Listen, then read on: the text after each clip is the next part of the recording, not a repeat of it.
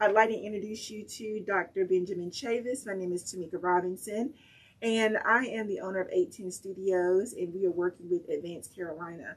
And we'd like to take some time to get to know Dr. Chavis and let him share with us his thoughts and views on the importance of voting. So, Dr. Chavis, you want to give us a little introduction? Well, yes, I'm always pleased to be back in my home state of North Carolina. We have to get out to vote in all 100 counties. So I'm here on behalf of the National Newspaper Publishers Association, the NNPA, representing the Black Press of America. But I'm also here as a native of North Carolina. I'm very concerned about getting out to vote. We need a record turnout. We had a record turnout in 2020 when Barack Obama was elected in 2008. We need to not only repeat what we did in 2008 across the state of North Carolina, but we need to even have a greater turnout. So much is at stake. We've got to get out the vote in all 100 counties in North Carolina. So you've had a varied background in politics, shaping the landscape of our country for African American voters. Can you tell us a little bit about your time as the assistant of Dr. Martin Luther King and how that shaped your life as far as politics in your civic involvement? Thank you. I'm a native of Oxford, North Carolina, in Granville County. I was born in 1948, so I grew up in the Civil Rights Movement, 1950s, 1960s. And from 1963 to 1968, I was a statewide youth coordinator for the Southern Christian Leadership Conference under the leadership of the Reverend Dr. Martin Luther King Jr. up until the time he was killed in Memphis on April 4th, 1968. But in those days, you were involved in more than one organization. I've been a member of the NAACP since I was 12 years old. I also joined the United Church of Christ Commission for Racial Justice in 1970, which led for me to go to Wilmington. I spent most of the 1970s in prison as a political prisoner in North Carolina as a member of the Wilmington 10.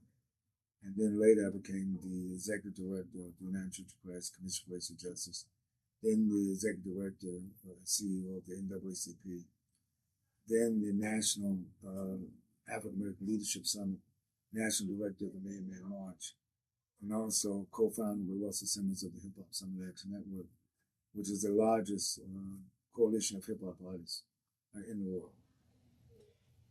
What an illustrious career you have had in media, working with the public. And I think that lends itself, to my next question. What keeps you motivated every day to continue on this path of fighting for our rights as people in general?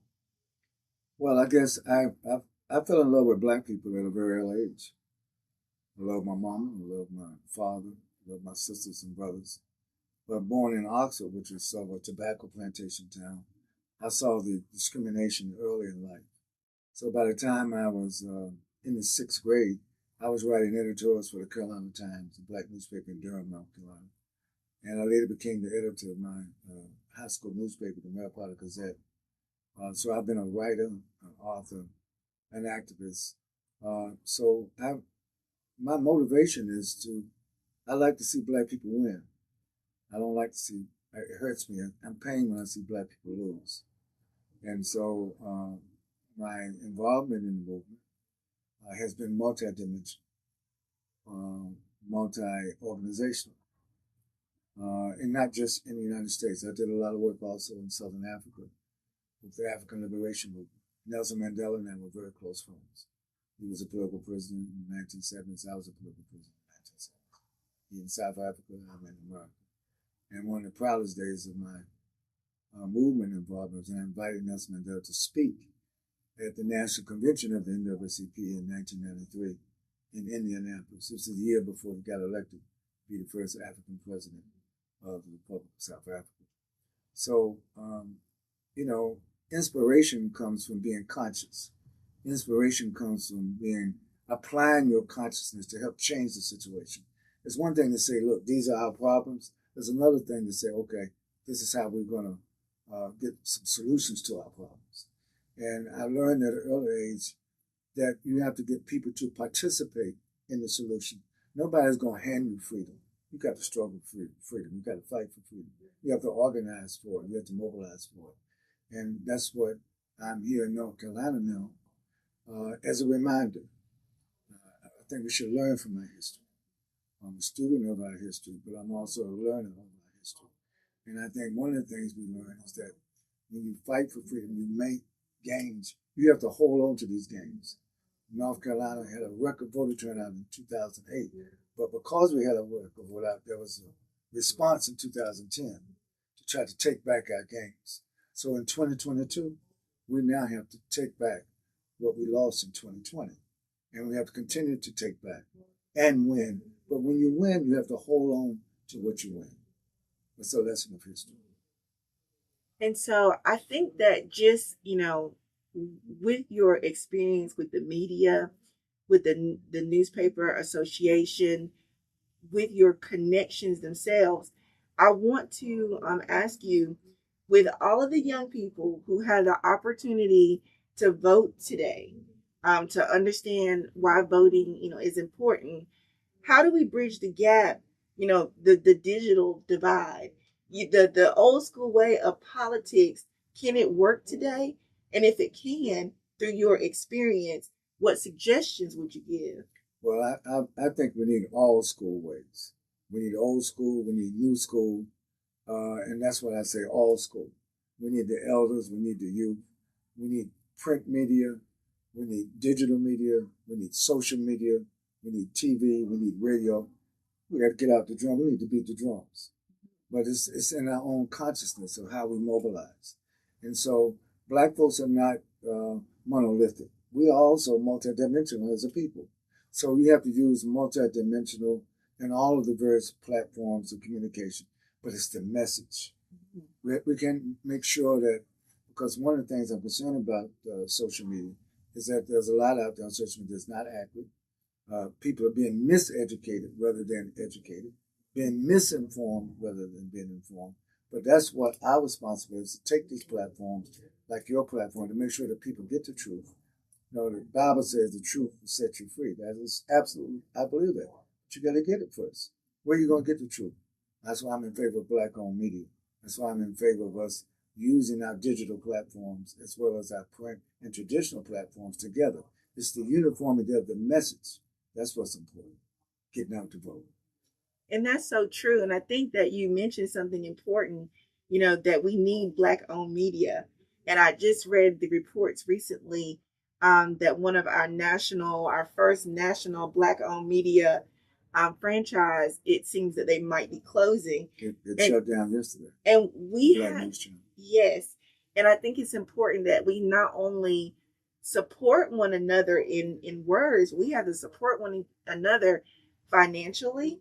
That's one of the reasons why I got into this space, because there needs to be more people bringing information to the public. We need more Black-owned media, but also I would say and I would appeal to the masses of our people. We have to support Black-owned media. Yes. I think sometimes we get too wedded or bonded to the media of the oppressor. And I think that we need our own media. We need liberation media. We need consciousness-raising media. We need Black-owned media. And so-called mainstream media has Black people confused, has Black people divided, has Black people becoming unconscious rather than conscious. And I think that's one of the problems that we face. So one of the reasons why I've worked now for almost 10 years with the National Newspaper Publishers Association, I realized, given the transformation in media from traditional to digital, I want to make sure that these 230, including the Greensboro paper here in Greensboro and Durham and Raleigh and Wilmington and Charlotte and other places, that these newspapers continue to have sustainability. The reason why the Black News Channel just went under is because of the absence of full support. But I would also say the business plan probably was depending too much on corporate America. Mm-hmm. So we have to make sure that as we organize and as we strategize, part of you building your own business, you have to figure out a business model that attaches you to your base. So if you don't get a grant, if you don't get a national grant, you can still stay in business. Mm-hmm. So that's why I think that we need to make sure that we always think through the economic side. When right before Dr. King was assassinated, he was moving not just from a political public policy agenda to an economic justice agenda. Mm-hmm. And I think that that's still the case today. We need to have a greater sense. And I'll end on this point. In 2022, African Americans, we spend over $1 trillion in the American economy, over $1.2 trillion. We're spenders. We're not investors mm-hmm. in our own businesses, or we don't consume the products or the services that are offered by Black-owned businesses. That has to change. Mm-hmm. Every community should support the indigenous, authentic, relevant businesses that emerges out of our communities. If we don't, we will never have the progress that we need. You're exactly right. And so I want to end on this point. I want to marry the two worlds that you belong to. At 14 years old, you started out with Dr. Martin Luther King, and you were able to see firsthand the struggles, some of the riots, some of the experience, the real world struggle. We still have a struggle today, but it's almost as if it's hidden. But folks are starting to wake up. So what advice would you give, individuals in today's society on how to fight for social justice, how to make sure that we maintain our voting rights, and we actually are able to change the political landscape in our favor? Well, actually, thank you for that question. I'm optimistic. I said in my remarks here in Greensboro that I believe that Generation Z, millennials, are young people in the African American community, and I would say young people in the African diaspora also, as the best generation of young people we've been blessed to witness. We just need to make sure that they're properly encouraged, properly informed, properly educated, and properly supported.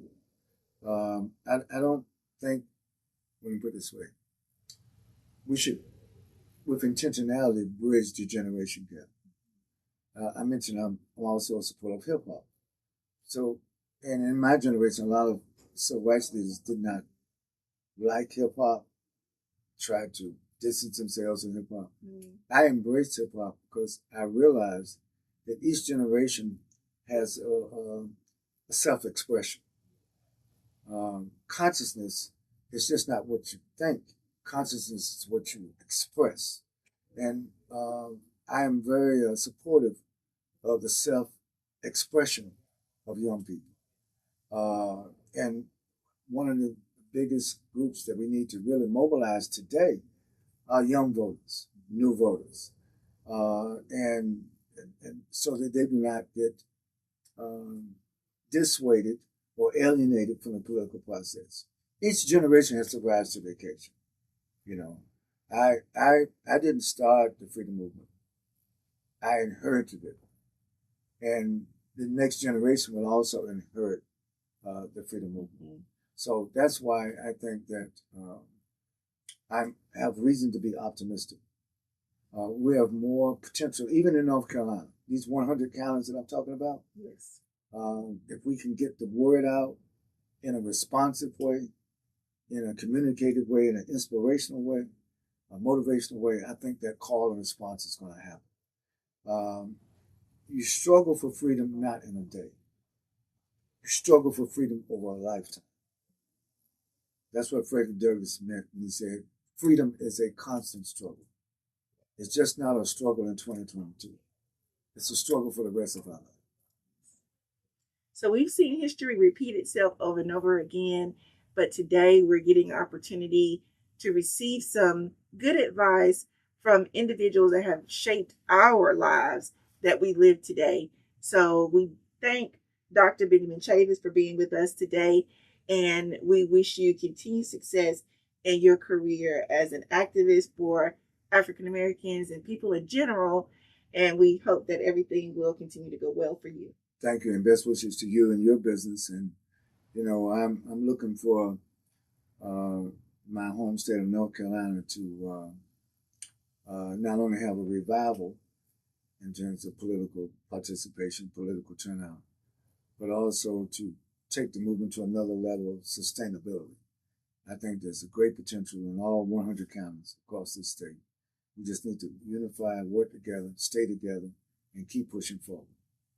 Yes, sir. Thank you so much.